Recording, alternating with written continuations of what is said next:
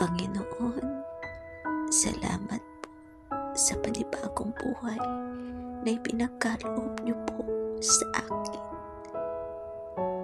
Panginoon, patawarin mo ako sa mga panahong nabulag ako, na hinanap ko sa ibang tao ang totoong pagmamahal na ikaw lamang ang makakapagbigay.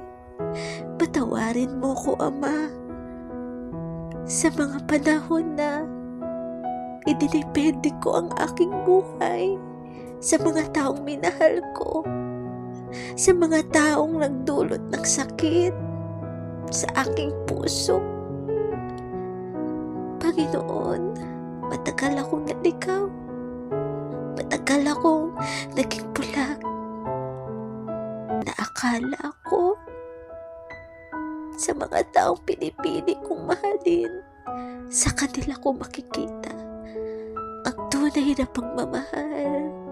Marami akong pagkakamali, marami akong pinagsisisihan, at marami akong mga pangyayari na kailanman hindi ko maiisip na magagawa ko ito.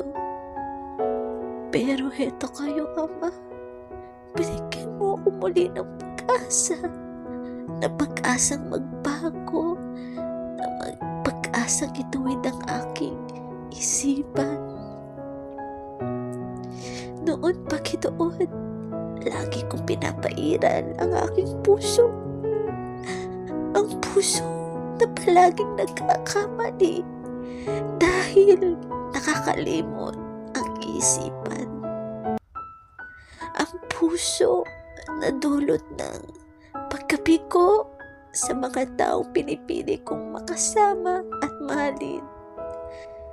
Panginoon, masakit man ang aking nakaraan, pero sa bawat sakit na yun, inilalapit niya pala ako sa iyo. Inilalapit niya ang aking buhay na kailanman hindi maibibigay ng katulad kong tao lamang. Patawad, Diyos namin, sa lahat ng sakit na pinaramdam ko po sa inyo. Nagsisisi ako na bakit ko pinaramdam ito sa iyo. Mahal na mahal kita, Panginoon. Ikaw ang tunay na pagmamahal, na kailanman hindi ako sinaktan, na kailanman pinipili akong unawain.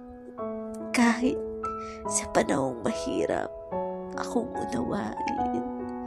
Lord, thank you for everything, for the love, for the new life na ibinigay niyo sa akin. Hindi ko man po deserve ang lahat ng ito, pero pinagkaloob niyo.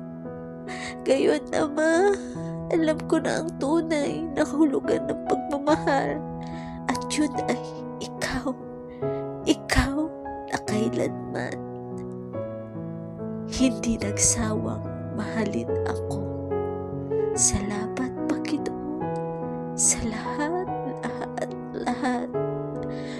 Pinapangako ko sa iyo, Ama, habang nandito ako sa mundo, hindi ako magsasawang mahalin ka at paglingkuran ka, dahil ito ang totoong makakapagpasaya sa akin na kailanman hindi kayang tumbasan ni inuman.